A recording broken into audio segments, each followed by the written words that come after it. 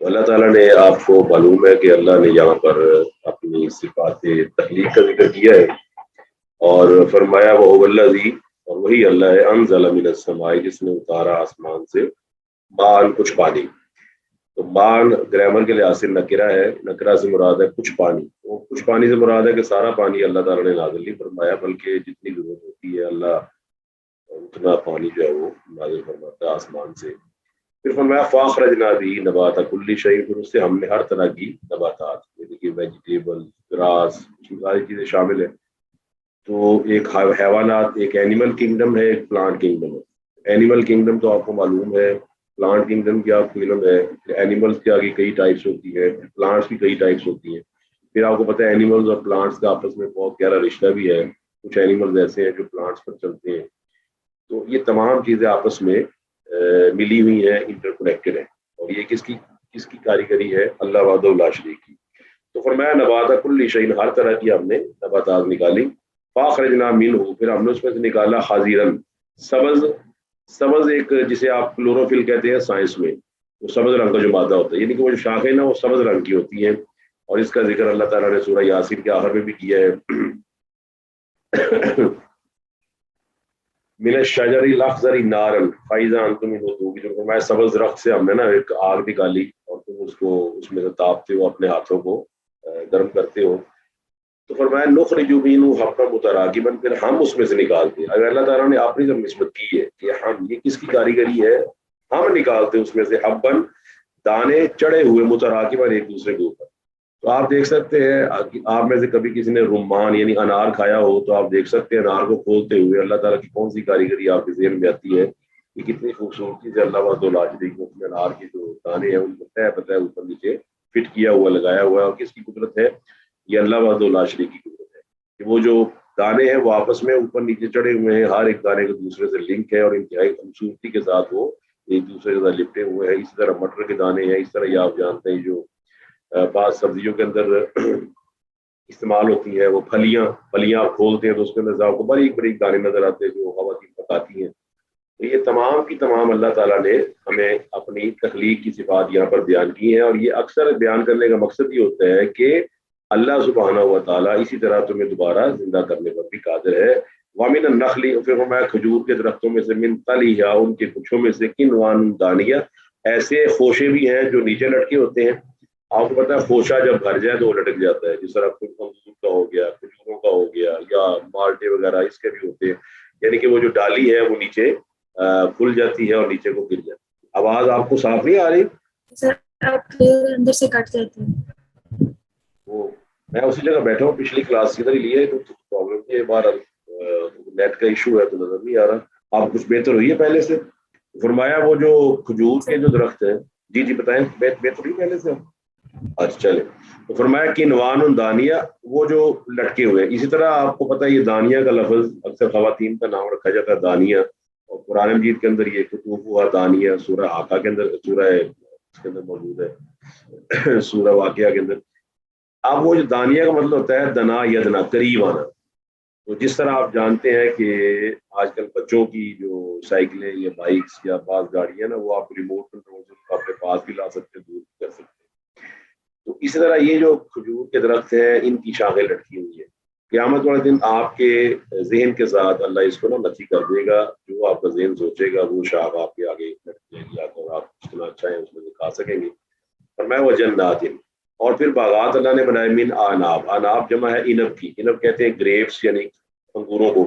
وہ زیتون، اور زیتون، اور رمان، اور انار، مشتبہن وغیرہ متشابہ، یہ آپس میں ملتے جلتے بھی ہیں اور کچھ ایک دوسرے سے ملتے جلتے ہیں. مطلب بعض ملتے جلتے ہیں اور بعض ملتے جلتے نہیں ہیں. کچھ پھل ملتے جلتے ہیں، آپ جانتے ہیں، جس طرح آموں کی کئی قسمیں ہیں، اب ذائقے میں فرق ہے. ایک دسہری آم ہے، اسی طرح ایک قلمی آم ہے، ایک ککمی آم ہے، سندڑی آم ہے، اس طرح لنگڑا ہے، اسی طرح ایک چونسا ہے.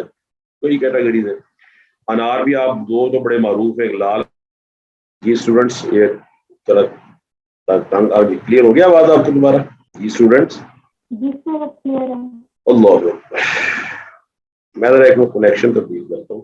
اللہ فرماتا ہے کہ وجنات من آناب، انگور، زیتون اور انار.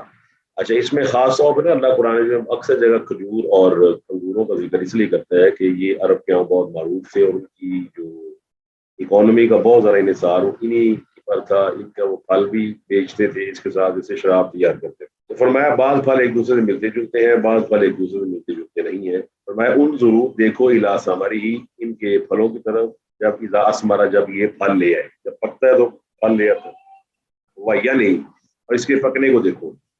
اس کے اندر کیا ان فی ذالکم لآیات، اس میں تمہارے لیے دلائل ہیں۔ دلائل بڑے سمپل ہے کہ آپ ایک بچے کو سامنے رکھیں جو پیدا ہوا ہے، اور ایک بیج کو سامنے رکھیں جس کو آپ نے زمین میں ڈالا ہے، تو آپ کو کمپیریزن کرتے بڑی آسانی ہو جائے گی۔ جس طرح بیج پروان چڑھتا ہے، اسی طرح بچہ پروان چڑھتا ہے۔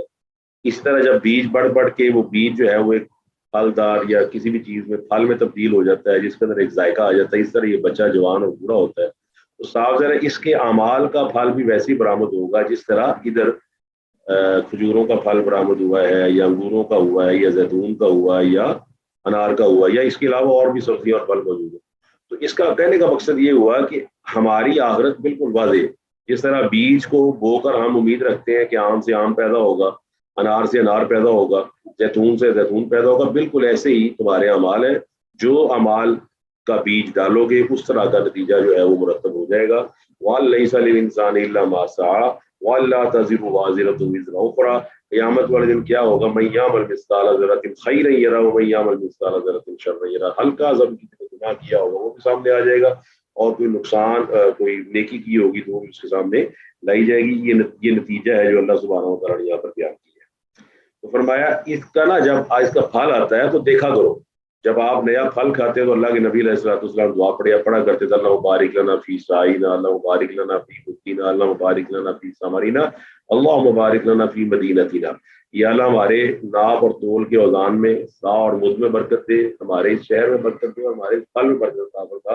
اور اس کے بعد آپ وہ پھل اپنے پاس بیٹھے ہوئے سب سے چھوٹے بچے کو دیا کر۔ تو یہ جو پھل ہے یہ ہماری زندگی کا جو امتحان ہے اس کا بھی ایک پھل ہے۔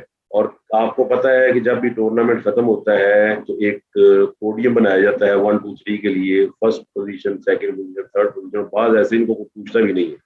ایگزیکٹلی قیامت والے دن وَلِكُلٍّ دَرَجَاتٍ مِّمَّا عَمِلُوا، تمہارا پھل پک جائے گا، اللہ کے سامنے پیش کر دیا جائے گا۔ اللہ کے سامنے پھل پکنے کے لحاظ سے تمہاری ویلیو ہوگی، اور اس کے حساب سے ہی تمہارا قیمت مرتب کی جائے گی۔ اب فزیکلی آپ دیکھتے ہیں، فزیکلی بھی آپ دیکھیں جو پھل گل سڑ جاتا ہے کیا اس کی ویلیو، اور جو تازہ ہوتا ہے کیا اس کی ویلیو، یہ پرائس برابر ہوتی ہے؟ جی، جو پھل گل سڑ جائے اور جو پھل تازہ ہو دونوں کی ویلیو برابر ہے، پرائس برابر ہے؟ جی اسٹوڈینٹس، جو گل تو ویسے ہی پھینک دیا جاتا ہے۔ جی ویسے ہی پھینک دیا جاتا ہے، جزاکم اللہ خیر۔ اسی طرح قیامت والے دن بھی کئی لوگ اللہ ان سے کلام تک نہیں کرے گا، لا یکلمہم اللہ یوم القیامہ ولا یزکیہم ولہم عذاب علیم، یعنی کہ ایسا بھی ویسے پھل بھی ہوں گے قیامت والے دن کہ اللہ ان کی طرف نظر رحمت سے دیکھنا بھی گوارا نہیں کرے گا، بلکہ ان کو اس ردی کی ٹوکری میں پھینک دیا جائے گا جسے آپ جہنم کے نام سے یاد کرتے ہیں، اور جس کے بارے میں اللہ تعالیٰ فرماتا ہے کہ یوم نقول جہنم حل امتلأت وتقول حل من مزید، قیامت والے دن ہم جہنم سے مکالمہ کریں گے بھر گئی ہے، تو کہے گی نہیں اگر اور بھی ہے تو میری طرف ڈال دو۔ فرمایا ان فی ذالکم لآیات، اس پہ اب نشانی ہے کہ اس کے لقوم یؤمنون۔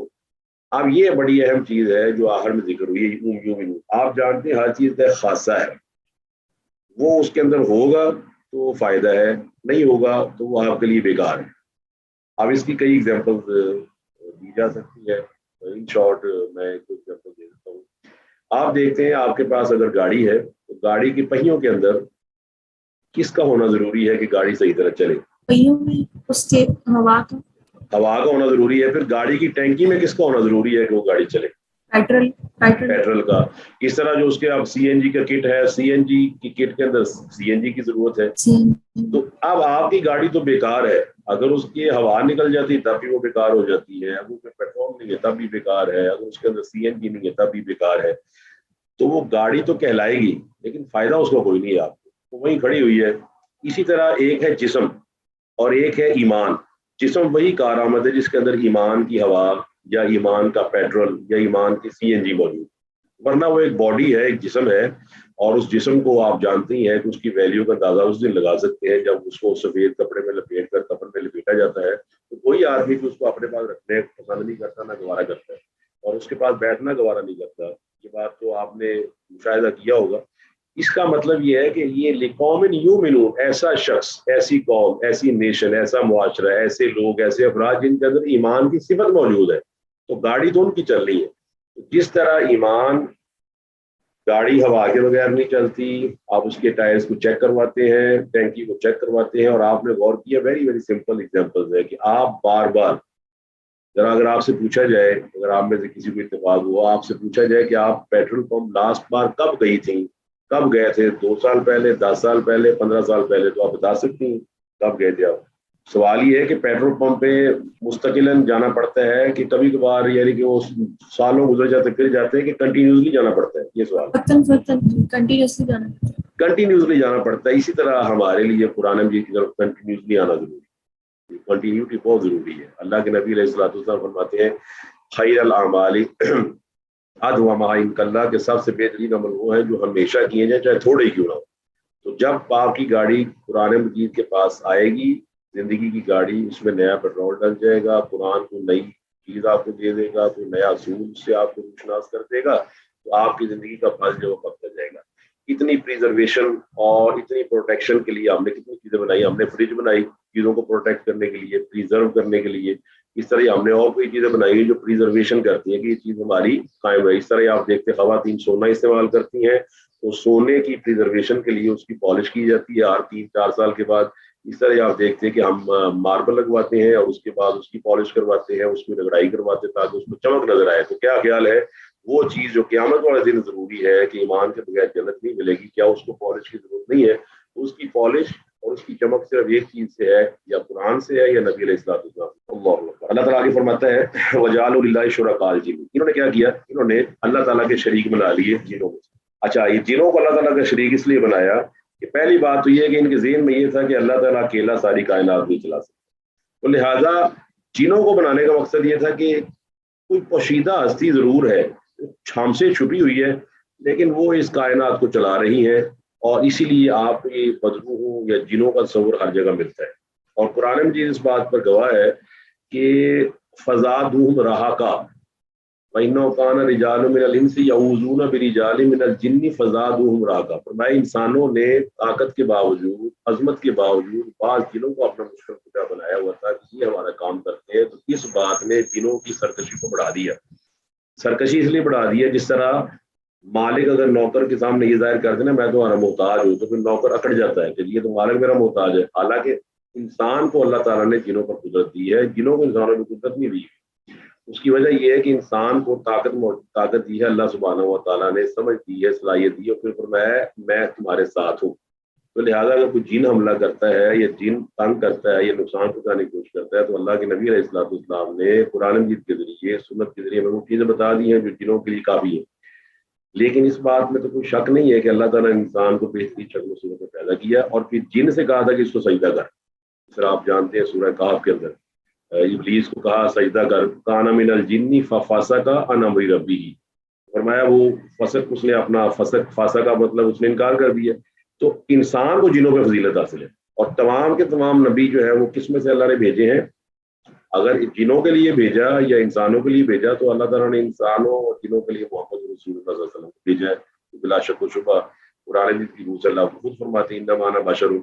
تو انہوں نے، لوگوں نے جنوں کو اللہ کا شریک بنا دیا، اور یہ تمام ستارہ پرست لوگ، ستارہ پرست قومیں، چاہے وہ جاپان کی ہیں، چاہے وہ ہندوستان کی ہیں، چاہے وہ مصر کی ہیں، چاہے وہ یونان کی ہے، چاہے وہ بابل کی ہے، چاہے وہ ادھر ادھر کی ہے، وہ تمام کے تمام جتنے بھی نا ستارہ پرست قسم کے لوگ، انہوں نے نا ایک جو مالا بنائی ہوتی ہے جس کو کہتے ہیں پینتھیون۔ یہ پینتھیونس کے اندر دیوی اور دیوتاؤں کی اتنی لمبی لسٹ ہوتی ہے کہ آپ اس کو یاد نہیں کر سکتے۔ اس کے اندر جن بھی موجود ہوتے ہیں، اس کے اندر فرشتے بھی موجود ہوتے ہیں، اس کے اندر پتہ نہیں کون کون سی روحیں موجود ہوتی ہیں، اور اس میں ارواح کی پرستش، آپ جانتے ہیں ارواح پرستی قوموں کا شیوا رہی ہے، اور اسی سے ہمارے مسلمانوں کے اندر بھی چیزیں موجود ہے کہ یہ قدر ہے۔ اور ہمارے یہاں بعض لوگ سمجھتے ہیں کہ جمعرات کو آتی ہیں اور جمعرات کو آ کے سوال کرتی ہیں، یہ کرتی ہیں، وہ کرتی ہیں۔ تو عرب کے اندر بھی یہ مشہور تھا، فرشتوں کو اللہ کی بیٹیاں قرار دیا جاتا تھا، اور جنوں کو کہا جاتا تھا کہ یہ اللہ تعالیٰ کے کاموں میں شریک ہے۔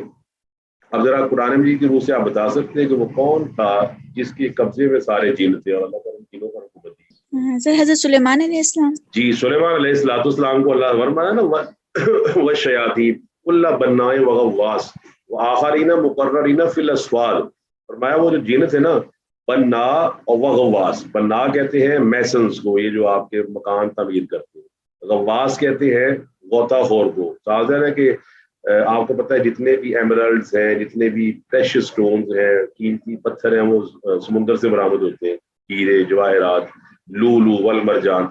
अब वो गोता निकाल लगा के ना तो बाहर निकाल लेते थे वो तमाम चीजें जो महल में लगनी है या जो वो बैतुल मक़दस बनवा रहे थे उसमें लगनी। तो फिर फरमाया वाखरीन, कुछ ऐसे जिन थे मुकर्ररीन फिल अस्वाद, जो जंजीरों में जकड़े हुए। तो जिनों पर हुकूमत किसकी थी? एक इंसान की, जिसको अल्लाह ताला ने सुलेमान अलैहिस्सलाम के नाम से याद किया। और वो इसलिए कहा करते थे रब्बी औज़िनी अन अश्कुरा निअमतक अल्लती अनअमत अलैया व अला वालिदैया, या अल्लाह मुझे तौफीक अता फरमा कि मैं इसका शुक्रिया अदा करूं। इसका मतलब है हमारे यहाँ जिनों के बारे में भी तस्वुर है कि जिन इल्म गैब जानते हैं। हमारे मुसलमानों के अंदर भी ये बीमारी आम है कि हम समझते हैं कि जिन से हम इल्म गैब जानते हैं, जबकि पुराने मजीद की रूह से पता चलता है कि जिनों को कुछ इल्म नहीं है। अल्लाहु अकबर। आप खुद देख सकते सूरह सबा में अल्लाह ताला ने सुलेमान अलैहिस्सलाम को वाक़या बयान करते हुए फरमाया फलम्मा क़ज़ैना अलैहिल मौता, जब हमने सुलेमान पर मौत का फैसला कर दिया, फमा दल्लहुम अला मौतिही इल्ला दाब्बतुल अर्ज़ि ताकुलु मिन सअता। तो सुलेमान अलैहिस्सलाम फौत हो गए। जिस लाठी पर टेक लगाई हुई थी वो लाठी को दिमक चिमड़ गई, वो चिमड़ गई। वो 2-3 माह या जो भी अल्लाह को मंजूर था, इतनी देर में मरने के बावजूद सुलेमान अलैहिस्सलाम के फौत होने के बाद जिन काम करते रहे, बैतुल मक़दस तमीर होता रहा। अब आप गौर करके देखें, अगर जिनों को पता होता कि सुलेमान अलैहिस्सलाम फौत हो चुके हैं तो क्या वो भाग ना जाते? फिर जिन्होंने खुद फरमाया है, खुद कहा है कुरान मजीद के अंदर, जिन्होंने खुद कहा है अल्लाह कानू यालमूनल गैबा मा लबिसू फिल अज़ाबिल मुहीन, कि अगर गैब जानते होते तो इस अज़ाब में तो ना पकड़े रहते कि शैतान सुलेमान अलैहिस्सलाम फौत हो चुके थे, इसके बावजूद उनका काम करते रहे। तो जिनों को इल्म गैब नहीं है, आलिमुल गैब सिर्फ अल्लाह सुब्हानहू व तआला है। हमारे यहाँ ये जो रमल परस्ती ने, आदात परस्ती ने, सितारा परस्ती ने, हमारे यहाँ भी ऐसे आमिल, ऐसे नजूमी और इस तरह के लोग प्रोफेसर पैदा करती है जो लोगों का अकीदा जो है खराब करते हैं कि कहते हैं हमारे पास फलाना चीज है, हमारे पास फलाना चीज। दूसरी बात ये है, अल्लाह ने साथ दलील दी है वह खाला का हूँ। आप बताइए, खाला का हूँ, अल्लाह ने तो जिनों को पैदा किया है, अल्लाह ताला ने जिनों को पैदा किया है और उनकी जिनों की सिफात को अलहदा से अल्लाह ने कुरान मजीद के अंदर जगह जगह बयान किया है। खलक़ल इंसान मिन सलसालिन कल फ़ख़्ख़ार व खलक़ल जान्न मिन मारिज मिन नार फ़बिअय्यि आलाइ रब्बिकुमा तुकज़्ज़िबान। तो अल्लाह के नबी अलैहिस्सलाम भी फरमाते हैं कि जो 3 मखलूक़ात के बारे में फरमाया कि खुलिक़तिल जिन्नतु मिन नार, ये जो जिन है इनको अल्लाह ने आग से पैदा किया है। फिर व खुलिक़तिल मलाइकतु, जो फरिश्ते बिन नूर, उनको नूर से पैदा किया है। और फिर खुलिक़तिल इंसु, जो इंसान है ये फिर मिम्मा उसिफ़ लकुम, जिसको तुम जानते हैं, अल्लाह ताला को मिट्टी से बनाया है। तो जिनों को जिसने पैदा किया है, क्या जिनों को अल्लाह ताला शरीक बना सकता है अपना? जबकि अल्लाह ने तो उसको पैदा किया हुआ है। तो फरमाया व खरक़ू लहू बनीन, ये लोग अल्लाह ताला के साथ बेटे बनाते हैं कि अल्लाह ताला के लिए बेटे घड़ते हैं। हरक़ का मतलब घड़ना, ये अल्लाह ताला कहते हैं ये अल्लाह ताला के बेटे हैं, जबकि अल्लाह ताला इन चीज़ों से बेनियाज है। व बनातिन, फिर अल्लाह की बेटियां भी ये मानते हैं, अल्लाह ताला की बेटियां तस्लीम करते हैं कि फलाना फलाना फलाना अल्लाह ताला की बेटियां है और ये फलाना रवा जो अल्लाह ताला की ये निस्वानी है और ये मर्दाना है। आपको पता है हिंदुइज्म के अंदर, आप में से कोई आ सकता है स्टूडेंट, हिंदुओं के अंदर कितनी देवियां मौजूद हैं, उनके कुछ नाम आपको याद हो हिंदू मत में? अल्लाहु अकबर। अगर नहीं इल्म तो मैं खैर आपको गाइड कर देता हूँ कि हिंदुइज्म के अंदर ना एक पूरा देवियों का एक पूरा सिस्टम हो, 33 करोड़ के उनके देवता है जिसको उनकी पैंथियन कहा जाता है। उसके अंदर आपको पता है काली देवी के मुख्तलिफ रूप हैं। वो कभी दुर्गा बन जाती है, कभी वो भवानी बन जाती है, तो कभी वो उमा बन जाती है। तो ये तमाम चीजें शुरू से चली आ रही, अरवाह परस्ती, सितारा परस्ती, जीन परस्ती, अल्लाह ताला के लिए बेटे बनाना, अल्लाह ताला के लिए बेटियां बनाना। फिर इन्हें खास नाम दिया जाता है कि ये अवतार है। अवतार से मुराद है कि उतर आया अल्लाह सुब्हानहू व तआला इनके अंदर, और जो नऊज़ बिल्लाह की सिफात है वो इनके अंदर मौजूद है। और अल्लाह आगे फरमाता है सुब्हानहू, वो अल्लाह तो पाक है, अल्लाह सुब्हानहू व तआला तो पाक है, इंतहाई बुलंद है। ये अल्लाह ताला के बारे में सिफात बयान करते हैं, अल्लाह के बारे में ये चीज़ें तराशते हैं, अल्लाह ताला के बारे में जो खुसूसियात को मंसूब करते हैं, अल्लाह ताला इनसे पाक है। अल्लाह वहदहू ला शरीक तो सारी कायनात का खालिक और मालिक है। और वो कौन है? बदीउस समावाति वल अर्ज़, वो तो आसमानों और ज़मीन को बगैर किसी पहले नमूने के बनाने वाला है। आपको पता है एक होता है स्पेसिमन, नमूना, और आप नमूने के मुताबिक चीज़ बनाते हैं तो आपके लिए आसानी होती है। इसको आजकल की दुनिया में कहा जाता है कॉपी पेस्ट। بتائیں کہ آپ کاپی پیسٹ کیا ہوتا ہے؟ السلام علیکم شیخ محترم، جسٹ ہم کسی چیز کا ریپلیکا لیتے ہیں اور اس کو بنا دیتے ہیں. تو کافی مشکل کام ہوتا ہے کہ آسان کام ہے یہ؟ آسان کام ہے. یہ آسان کام ہے. میں نے ایک آرٹیکل لکھا ہوا ہے, آپ اس آرٹیکل کو دیکھتے ہیں, اس کے بعد آپ اس کو کاپی کرتے ہیں اور پیسٹ کر دیتے ہیں. ٹھیک ہے جی, بڑا آسان ہے. لیکن اللہ نے آسمان اور زمین کسی نمونے کو دیکھ کر نہیں بنائے کہ جی وہ فلاں چیز تھی, فلاں میٹیریل. اب بدیع السماوات والارض میں اللہ نے مادہ پرستوں کو رد کیا ہے. مادہ پرست والا کیا کہتے ہیں, جب تک مادہ نہ ہو چیز نہیں بن سکتی, جب تک میٹیریل نہ ہو تو چیز نہیں بن سکتی, جب تک کوئی چیز نہ ہو تو چیز نہیں بن سکتی. یہ اصول مخلوق کے لیے لگتا ہے, خالق کے لیے نہیں لگتا. خالق تو خالق ہے, وہ خالق بنا ہی تب ہے جب اس پہ کوئی اصول اپلائی نہ ہو. وہ انہ علی کل شیء قدیر ہے, وہ علی کل شیء قدیر ہے. اور جو آپ کو پتہ ہے کہ ابراہیم علیہ السلام, اسی طرح وہ جو آپ نے دوسرے بارے میں پڑھا ہوگا آیت الکرسی کے فوراً بعد دو واقعات ہیں بڑے زبردست اور بڑے مشہور. او کالذی مر علی قریۃ وہی خاویۃ علی عروشها قال انا یحیی هذه الارض بعد موتها فاماتہ اللہ مئۃ عام ثم بعثہ. ایک شخص کے ذہن میں سوال پیدا ہوا ایک نیک آدمی کہ اللہ اس بستی کو کیسے زندہ کرے گا, تو اللہ نے اس کو مار دیا, 100 سال پھر زندہ کر دیا. اور پھر اس کے بارے میں فرمایا الم تعلم ان اللہ علی کل شیء قدیر, فرمایا تو جانتا نہیں اللہ ہر چیز پر قادر ہے. تو بدیع السماوات والارض, اس کے اندر مادہ پرستوں کا رد ہے. مادہ پرستوں کا کس طرح رد ہے کہ اللہ نے آسمان اور زمین کو بغیر مادے کے, بغیر کسی سابقہ, کوئی نظیر, کوئی مثال, کوئی نمونے کا پیدا کر دیا ہے. اور اسی سے لفظ ہے بدعت. بدعت بھی وہ چیز ہوتی ہے جس کا پہلے نمونہ موجود نہ ہو, اللہ کے نبی علیہ السلام نے نہ کیا ہو. اسی طرح اللہ کے نبی نے فرمایا نا کل بدعت ضلالہ, وہ بدعت بھی اسی سے ہی ہے. اسی طرح اللہ کے نبی علیہ السلام فرماتے ہیں کل ما کنت بدعا من الرسل, میں کوئی نیا رسول نہیں ہوں کہ میں دنیا میں ایک ہی رسول آیا ہوں اور پہلے کوئی رسول نہ آیا. تم جانتے ہو موسیٰ علیہ السلام کو مانتے ہو, عیسیٰ علیہ السلام کو مانتے ہو, ابراہیم علیہ السلام کے بیٹوں کو مانتے ہو, تو میں کوئی نیا رسول نہیں ہوں. اللہ بدیع السماوات والارض ہے. اور بدعت کہا جاتا ہے دین میں نئی بات نکالنا, پہلے نمونہ ہی موجود نہیں. اس سے آپ اندازہ لگا سکتے ہیں کہ کئی ہمارے ہاں دین کے ایسے کام ہیں جن کا نبی علیہ السلام کے پاس سے نمونہ نہیں ملتا. میں مثال دیتا ہوں, شاید آپ کو سمجھ آ جائے. جب چھوٹی عید ہوتی ہے جسے آپ عید الفطر کہتے ہیں, اور جو بڑی عید ہے جسے آپ عید الاضحیٰ کہتے ہیں انشاءاللہ جو آنے والی ہے, آپ یہ بتائیے آپ عید الفطر اور عید الاضحیٰ کو جو کچھ بھی کرتے ہیں, کیا اس کا نمونہ اللہ کے نبی علیہ السلام نے دیا ہوا ہے کہ عید الفطر کو یہ کرنا, عید الاضحیٰ کو یہ کرنا ہے؟ جی جی سر بالکل. ٹھیک ہے.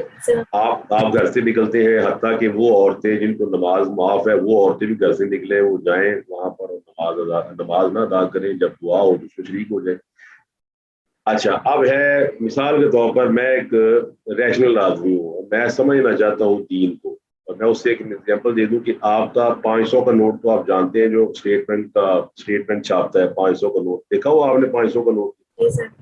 اچھا, آپ مجھے بتائیں وہ 500 کا نوٹ آپ مجھے دیتے ہیں اور میں اس کے ساتھ زیرو لگا دوں اینڈ میں اپنے ہاتھ سے, وہ 5000 کا بن جائے گا؟ نہیں جی نہیں. لیکن وہ تو 5000 نظر تو آ رہا ہے, وہ 5000 لکھا ہوا, 5000 بنا کیوں نہیں؟ کیونکہ وہ زیرو تو خود سے ایڈ کیا گیا نا, مطلب اسٹیٹ بینک کی طرف سے تو وہ نہیں تھا. اب میں وہی سوال اب پھر دہراؤں گا, میں نے تو 5000 لکھ دیا ہے, تو آپ اس کو ایکسیپٹ کریں گے 5000 کو, کچھ 5000 لکھا ہوا, 5 کے بعد 3 زیروز لکھے ہوئے, تو آپ نے بالکل صحیح جواب دیا ہے کہ 2 زیروز تو اسٹیٹ بینک کے لگے ہوئے, یہ تم نے خود لگایا ہے.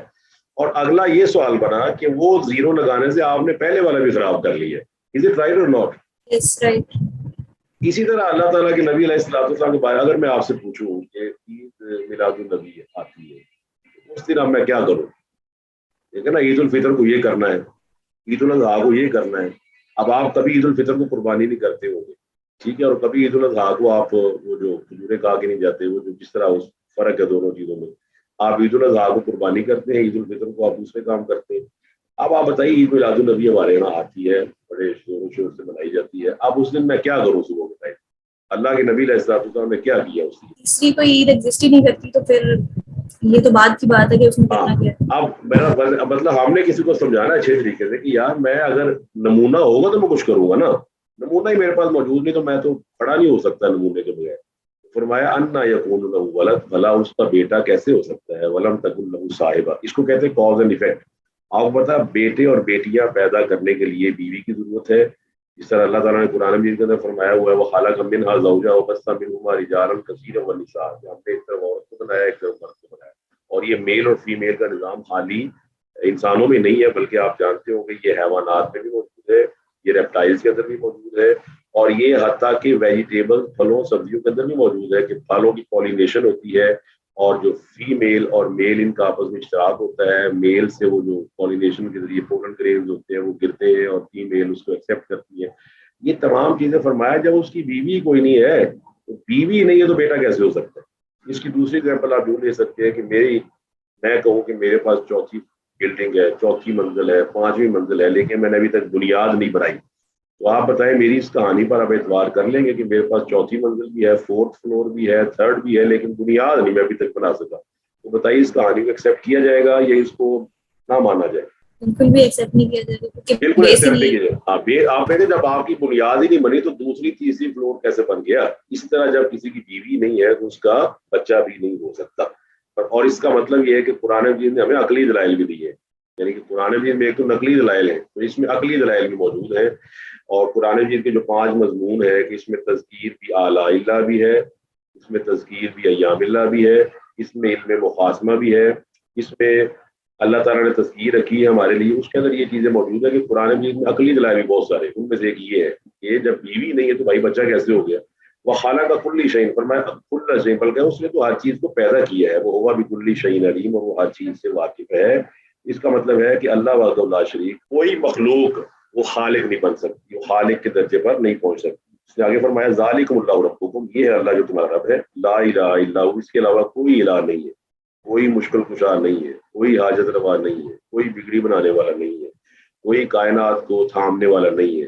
اور فرمایا اگر کوئی اور ہوتے لفسدتا، نہ آسمان قائم رہ سکتا نہ زمین ہی بچ پاتی. 2 ڈرائیور ایک گاڑی کے نہیں ہو سکتے، 3 4 تو کیسے ہو سکتے ہیں؟ لا الہ الا ہو خالق کل شیء، فرمایا وہ تو پیدا کرنے والا ہے ہر چیز کو. تو فاعبدوہ، اس کا حتمی نتیجہ کیا نکلا؟ جو پیدا کرنے والا ہے عبادت اسی کی کرو. وہ علی کل شیء وکیل، اور وہ ہر چیز کا کارساز ہے. جتنی بھی چیزیں ہیں ان سب کا وہ کارساز ہے. اور فرمایا لا تدرکوا الابصار. اچھا یہ بڑی اہم آیت ہے جی، اس کو آپ اچھی طرح سمجھ لیجیے گا. اللہ فرماتا ہے لا تدرکوا الابصار، آنکھیں اس کا ادراک نہیں کر سکتی. وہ ہوا یدرک الابصار، اور اللہ آنکھوں کو ادراک کر لیتا ہے. اب یہاں پر ادراک کا لفظ اللہ نے بولا ہے، اور یہ بات واضح ہے. ایک ہوتی ہے رویت. رویت کا مطلب ہے کسی چیز کو دیکھنا. جیسے آپ ایگزامپل کے طور پہ آپ کئی گاڑیوں کو دیکھتی ہیں، آپ کئی جہازوں کو دیکھتے ہیں، لیکن آپ ادراک نہیں کر سکتے کہ اس میں کون سی چیز کہاں لگی ہوئی ہے. لیکن رویت اور چیز ہے، رویت اور چیز ہے، ادراک اور چیز ہے. رویت کا مطلب ہوتا ہے سمپل دیکھنا، اور ادراک کا مطلب ہوتا ہے دیکھنے کے ساتھ ساتھ ادراک کر لینا کہ یہ چیزیں اس کے اندر موجود ہے. تو اللہ تعالیٰ کو آنکھیں قیامت والے دن انشاءاللہ ضرور دیکھیں گی. وہ ہے رویت. تو رویت اور چیز ہے، ادراک اور چیز ہے. یہ نا حدیث موجود ہے صحیح بخاری کے اندر کہ عائشہ رضی اللہ تعالیٰ عنہ کے پاس مسروق تابعی وہ بیٹھے ہوئے تھے. انہوں نے عائشہ رضی اللہ تعالیٰ عنہ پوچھا، تو عائشہ رضی اللہ تعالیٰ کو جواب دیا کہ 3 باتیں ایسی ہیں کہ کوئی بھی بات اگر ایسی کوئی مجھے کرے تو اس نے اللہ پر جھوٹ باندھا. پہلی یہ کہ جس نے یہ کہا کہ اللہ نے شب معراج کو اپنے اللہ کو دیکھا تو اس نے اللہ تعالیٰ پر جھوٹ باندھا، کیونکہ اللہ تعالیٰ فرماتا ہے لا تدرکوا الابصار وہو یدرک الابصار. تو وہ مسروق کہتے ہیں کہ میں نے تکیہ لگائے بیٹھا تھا تو میں اٹھ کے کھڑا ہو گیا فوراً. میں نے فوراً یہ کہا کہ اللہ تعالیٰ تو خود فرماتا ہے وَلَقَدْ رَآهُ نَزْلَةً أُخْرَىٰ، یا فرمایا وَلَقَدْ رَآهُ بِالْأُفُقِ الْمُبِينِ سورہ نجم میں یا سورہ تکویر میں. تو عائشہ رضی اللہ فرماتی ہے کہ اللہ کی قسم میں نے اس بارے میں رسول اللہ سے پوچھا تھا، تو انہوں نے فرمایا وہ جبرائیل تھے جس کو میں نے دیکھا تھا، اور میں نے دیکھا 2 بار اپنی اصلی حالت میں، اس کے 600 پر تھے. اللہ سبحانہ و تعالیٰ کو کوئی شخص اس کا ادراک نہیں کر سکتا. ایک بات. اور 2 بندے اگلے بھی سن لیں. دوسرا وہ ہے کہ وہ آدمی بہت بڑا جھوٹا اللہ پہ جھوٹ باندھے جس نے فرمایا کہ جس نے کہا کہ محمد صلی اللہ علیہ وسلم نے وحی میں سے کوئی بات چھپائی ہے. اور تیسرا اس نے بہت بڑا جھوٹ باندھا جو یہ کہتا ہے کہ نبی صلی اللہ علیہ وسلم کل کی بات جانتے تھے. تو یہاں بات ذہن میں رکھ لیں کہ قیامت والے دن آپ سب کو انشاءاللہ ایماندار عورتوں کو بھی ایماندار مردوں کو بھی اللہ کی رویت حاصل ہوگی کہ ہم اللہ تعالیٰ کو دیکھ سکیں گے. ادراک تب بھی نہیں کر سکتے کیونکہ اللہ تعالیٰ نے قرآن مجید کے اندر موسیٰ علیہ السلام کے بارے میں فرمایا ہے وہی رویت. دنیا میں تو رویت بھی نہیں ہو سکتی کیونکہ اللہ تعالیٰ فرماتا ہے لن ترانی، ہرگز اے موسیٰ آپ مجھے نہیں دیکھ سکتے. تو ادراک اور چیز ہے، رویت اور چیز ہے. یہ بات ضرور ذہن میں رکھ لیں. ادراک کا مطلب ہوتا ہے کسی چیز کو دیکھنے کے ساتھ ساتھ اس کی اسپیسیفکیشن سے واقف ہو جانا، اس کی ماہیت سے واقف ہو جانا، اس کی خصوصیات سے واقف ہو جانا. تو یہ تو قطعاً ممکن نہیں ہے. اور رویت کا مطلب ہے کہ اللہ کو دیکھنا. اللہ فرماتا ہے وجوہ یومئذ ناظرہ الی ربہا ناظرہ. قیامت والے دن اللہ سبحانہ و تعالیٰ فرماتا ہے کہ ان کے چہرے تر و تازہ ہوں گے اس لیے کہ آپ نے رب کو دیکھ رہے ہوں گے. اور فرمایا وہ ہوا. اور اللہ کیا ہے؟ اللطیف، انتہائی باریک بین ہے. باریک بین آپ کو پتا ہے کہ وہ چونٹی کی آواز بھی سنتا ہے. چونٹی کی آواز کا سننا حامد کو بتائے گا کہاں سے ثابت ہوتا ہے کہ اللہ چونٹی کی آواز بھی سنتا ہے جو آپ کو نہیں سنائی دیتی. جی، یہ آپ کو صرف اسٹیمولیٹ اور موٹیویٹ کرنے کے لیے ہے کہ آپ نے شخص بتائے کہ چونٹی کی آواز کا سننا کس جگہ سے ثابت ہوتا ہے. سر حضرت سلیمان علیہ السلام کا جو واقعہ تھا جب وہ اکثر گزر رہا تھا تو چونٹی میں جو جزاکم اللہ، زیادہ اللہ علم، اللہ آپ کے علم میں اضافہ فرمائے ماشاء اللہ تبارک و تعالیٰ. وہ یہ ہے کہ سلیمان علیہ السلام نکلے گھر سے، وہ آگے آ گئی نملہ، وہ وادی نملہ آئی تو نملہ میں نا ایک نمل ہے نا نملہ، وہ چونٹی وہ بیٹھی. تو اس نے کیا کیا؟ قالت نملۃ یا ایھا النمل، اس نے اپنی نا باقی چونٹیوں سے کہا کہ بھائی سلیمان آ رہا ہے علیہ السلام، لشکر بھی ساتھ آ رہا ہے تو لہٰذا تم اپنے گھروں میں داخل ہو. اب یہ آواز اللہ سبحانہ و تعالیٰ نے تو سنی ہے. اللہ نے وہ جو ان کو بھی بولی عطا کی ہوئی تھی نا، علمنا منطق الطیر، بولی سکھائی ہوئی تھی، وہ اللہ فرماتا فتبسم ضاحکا من قولها. اس کی بات سن کے نا سلیمان کی ہنسی نکل گئی علیہ الصلوۃ والسلام. سلیمان ہنس پڑے، یعنی کہ چہرے ایک نا ہنسی جس کو کہتے ہیں ہم کھل کے ہنسے کہ یار اللہ تعالیٰ نے دیکھو ہمیں کتنی طاقت عطا فرمائی. اللہ تعالیٰ انتہائی باریک بین ہے، جس کو بعض لوگ بیان کرتے ہیں کہ سیاہ پہاڑ پر سیاہ چیونٹی کو سیاہ رات کے اندر بھی اللہ دیکھنے پر قادر ہے، خبیر، اور وہ خبر رکھنے والا ہے، جاننے والا ہے. تو یہ آیات بڑی اہم ہے. تو آج چونکہ میرے پاس اتنے وقت ہے تو بڑی اللہ تعالیٰ کی توفیق سے آج کلاس لی گئی ہے. آپ کی میں لاگا نہیں ہوا. آپ کوئی شخص کوئی اسٹوڈنٹ اگر سوال کرنا چاہے تو آج کے سبق کے لحاظ سے سوال کر سکتے ہیں. بتائیں جی. احمد عبداللہ. سر آپ نے وہ بات کی تھی جو عید کی بات کی تھی آپ نے، یعنی بریلی حضرات سے ریلیٹڈ جو 12 ربیع الاول کی. لیکن پھر میرا سوال یہ تھا کہ سیاہ حضرات بھی تو اتنی ساری چیزیں ہیں وہ کہہ رہے ہوتے ہیں ہماری سے عید غدیر اسلام نہ آئے، تو ان کو کیسے پھر کنوینس کیا جائے؟ کیونکہ وہ لوگ کہتے ہیں کہ یہ تو کسی کی برس کی خوشی میں آئے، کسی کی وفات کے اوپر ہم کوئی غم منا رہے ہیں. تو مطلب ہمیں تو سمجھ آتی ہے کہ یہ چیز نہیں. وہ بات اسی طرح کی جائے گی. دیکھیں نا، میں نے تو ایک لاجیکل بات کی نا، جو عید ہوتی ہے یہ اللہ تعالیٰ کی طرف سے متعین ہوتی ہے. اب خوشی منانا ایک ہماری اپنی عقل کا سوال ہے کہ خوشی منانی ہے. پھر اگر خوشی منانا اگر سوال بنتا ہے، دلیل بنتی ہے، تو پھر تو ہر نبی کی ولادت کو خوشی منانی چاہیے. اور اس کے اندر کوئی عیسیٰ علیہ السلام کی ولادت تو آپ کو پتہ ہے پوری عیسائی دنیا مناتی ہے 25 دسمبر. بلکہ آپ کو حیرانی ہوگی کہ عیسیٰ علیہ السلام کی ولادت 25 کو بھی منائی جاتی ہے اور 8 جنوری کو بھی منائی جاتی ہے. There are 2 categories of Christian. بعض 25 دسمبر کو مناتے ہیں، بعض 8 کو. لیکن آپ عیسیٰ علیہ السلام کو آپ نہیں مانتے. کیا عیسیٰ علیہ السلام کی آپ کو خوشی نہیں ہے؟ کیا عیسیٰ علیہ السلام نے دوبارہ نہیں آنا دنیا کے اندر؟ اس کی بھی ہمیں خوشی ہے کہ وہ دوبارہ آئیں گے، دجال کو قتل کریں گے. اصل میں دین جو ہے نا وہ عقلی باتوں سے ثابت نہیں ہوتا کہ میں اپنی عقل سے یہ بات کروں. اصل بات سمپل ہے. عید الفطر کو میں نکلا، میں نے زائد تکبیروں کے ساتھ نمازیں عید الفطر ادا کی. عید الاضحیٰ کو نکلا کیونکہ میرے پاس نمونہ موجود ہے. جب نمونہ ہی نہیں موجود اور میں مخلوق ہوں تو میں تو نمونے کا محتاج ہوں. مجھے بتائیں میں کیا کروں. جب نمونہ ہی نہیں موجود تو کیا کر سکتا ہوں؟ تو جو میں کروں گا بغیر نمونے کے وہ سازر ہے، اس میں غلطی کی چانسز ہیں. آپ میٹرک اور ایف اے اور بی اے کے پیپر ہی لے لیں. پوری اکیڈمیز پیٹرن پہ چلتی ہے کہ ایک پیٹرن گورنمنٹ کو اس کے مطابق چلیں گے. پیٹرن ہی نہیں ہے تو بچہ فیل ہو جاتا ہے. یہ بات ہے. باقی جس نے نہیں سمجھنا اس نے تو نہیں سمجھنا. کہ میں نے تو اس لیے ذکر کیا تھا کہ بدی کا مطلب ہوتا ہے یہ بدعت سے نکلا ہے. بدعت کا مطلب ہوتا ہے دین میں نئی چیز. تو اللہ تعالیٰ تو بدیع السماوات والارض، اس نے آسمان اور زمین کو بغیر کسی مادے کے پیدا کیا ہے. کلمہ کن کیا اگر اس نے پیدا کر دی ہے یہ. باقی آپ سمجھاتے رہیں. اللہ تعالیٰ کی توفیق سے اللہ تعالیٰ آمین ناصر رہے. جی جزاکم اللہ خیر. بارک اللہ فیکم وسلم